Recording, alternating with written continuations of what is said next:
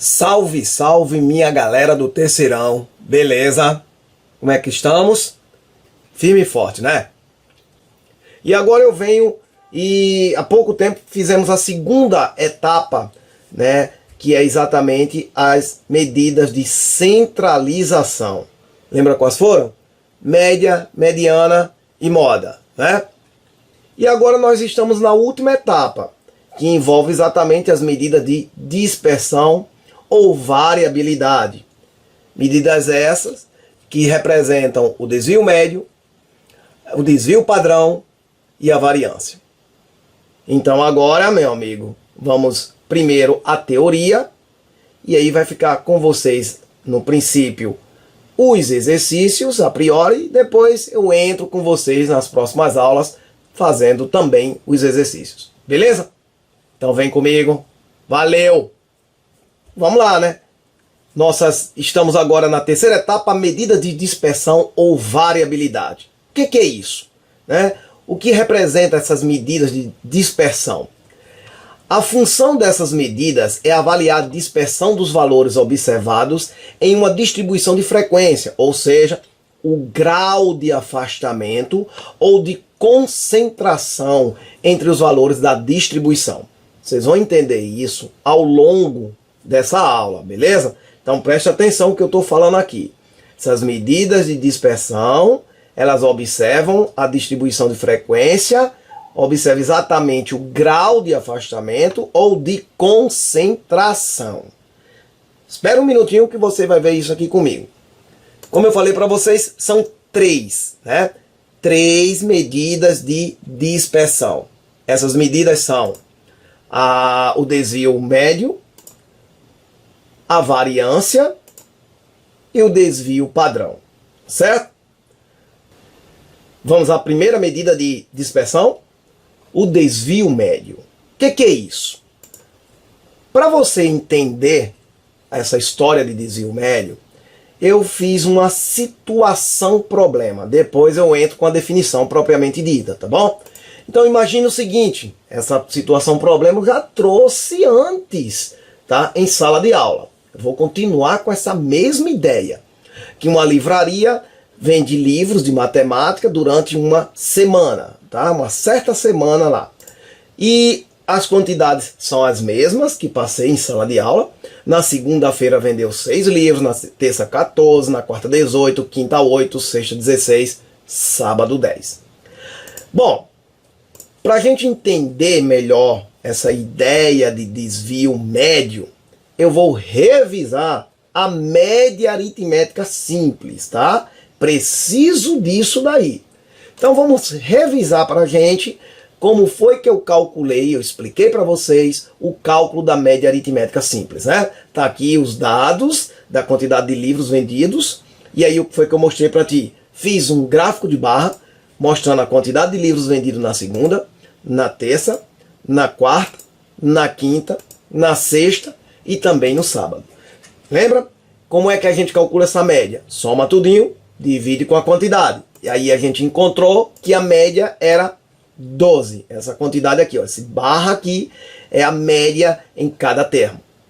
Muito bacana. Aí mostrei outra coisa também para vocês, que a média não é à toa, ela está em um momento que ela está dividindo meus elementos no meio, de modo que, olha o que acontece quando a gente pega esses valores que passaram e que estão faltando. Olha que bonitinho.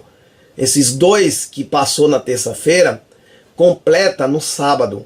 Por exemplo, esses 6 que passou na quarta-feira, completa na segunda. E os 4 que passou na sexta, completa na quinta. O que isso quer dizer?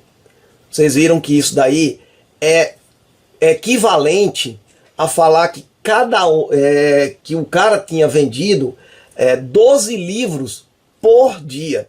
Note que ele não vendeu necessariamente 12 livros por dia, mas é equivalente. Essa é a nossa ideia de média aritmética. Pois bem, eu faço uso disso daí para eu poder explicar, por exemplo, o que é então o nosso desvio médio, tá bom? Vamos fazer tudo de novo. tá aqui nossa tabela, tá aqui as quantidades de livros vendidos durante a semana até o sábado. Muito bem, já mostrei como é que calculamos a média. Porém, agora eu vou mostrar para você um outro gráfico que eu vou fazer aqui do lado, um outro gráficozinho. Aqui é o da média aritmética, mas eu vou trazer esse gráfico aqui para representar o desvio médio. Entendeu? O desvio médio. Bom, a ideia é o seguinte. Aqui está a média aritmética, tá vendo? Aqui está a média. Legal. Vocês hão de perceber que em relação a essa média, teve dias que eu vendi mais e teve dias que eu vendi menos livros. Vocês concordam? Então, há um desvio dessas vendas, dessas quantidades de livros vendidos em relação à média. Entendeu? Por exemplo, na terça-feira, eu vendi 2 unidades a mais. Na quarta, eu vendi 6 unidades a mais do que a média. Na segunda-feira, eu deixei de vender, né? Eu vendi, por exemplo, 6 unidades a menos que a média. Agora, o que eu vou fazer é pegar esses termos que estão afastados, estão desviados da média e vou trazê-lo todo para esse outro gráfico aqui. Vou fazer assim. Vamos pegar os que passaram da média. Na terça-feira passou 2 unidades, eu vou levar para cá. Na quarta-feira passaram 6 unidades. Vejam o quão passou da média. Já na sexta-feira passou 4 unidades da média. Beleza. Ótimo. Perfeito. Agora veja o que acontece na segunda-feira. Na segunda-feira, cara, eu estou abaixo da média. Eu estou abaixo da média, sabe quanto? 6 unidades. Então vamos pegar esse termo e jogar lá também no gráfico do desvio médio. Note que na quinta-feira eu também fiquei abaixo da média. Fiquei abaixo da média quanto? 2 unidades. Então sacode essa coisa também lá para o gráfico da média. Vou fazer o mesmo no sábado, que fiquei 2 unidades abaixo. Perdão, na quinta-feira eu fiquei 4 unidades, tá?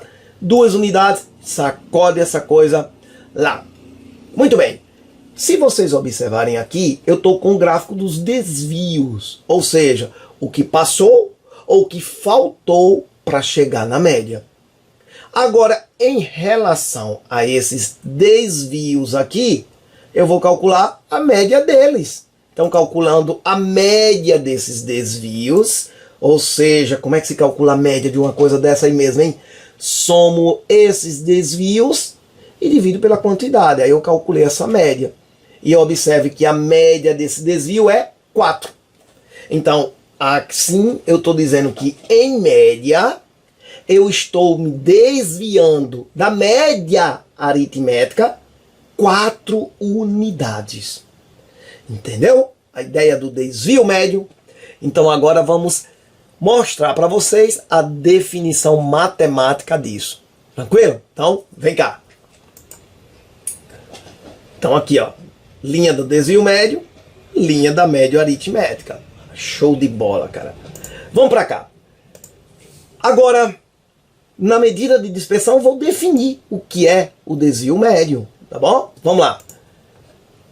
Então vamos pegar uma variável quantitativa, uns elementos, x1, x2, x3, a quantidade de livros, né? Na segunda, na terça, na quarta, na quinta. Então pegamos aquelas frequências, aquelas quantidades de livros vendidos, e aí valores assumidos por uma variável quantitativa, x, e x barra, a média aritmética desses valores, né? Já mostrei para vocês que podemos indicar a média aritmética por x barra. O desvio médio, que vai ser indicado por dm, é definido da seguinte forma. Olha só.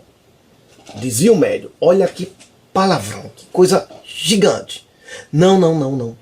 Eu vou te explicar direitinho o que isso quer dizer. Tá certo? Bom, esse x1 menos x barra é um desvio. Para você entender isso, deixa eu colocar aqui no cantinho de novo aquele gráfico onde eu calculei a média, tá certo? E vocês entenderem o outro gráfico que foi do desvio médio, tá bom? Show de bola! Agora olha que bacana. X1 é a quantidade de livros que foi vendido, por exemplo, na segunda-feira. Quantos foram? 6. X barra é a média. A média foi quanto? 12. Se eu pego a quantidade de livros vendidos e vejo a diferença para a média, é exatamente isso aqui que eu estou calculando, que sacudi lá dentro do desvio médio. Ou seja, essa barrinha que surgiu, que foi o quanto ficou abaixo da média, é o desvio, primeiro desvio. Agora, e por que tem módulo aqui? Muito bacana porque tem módulo, gente. Porque, gente, olha só, aqui está 6 unidades abaixo da média.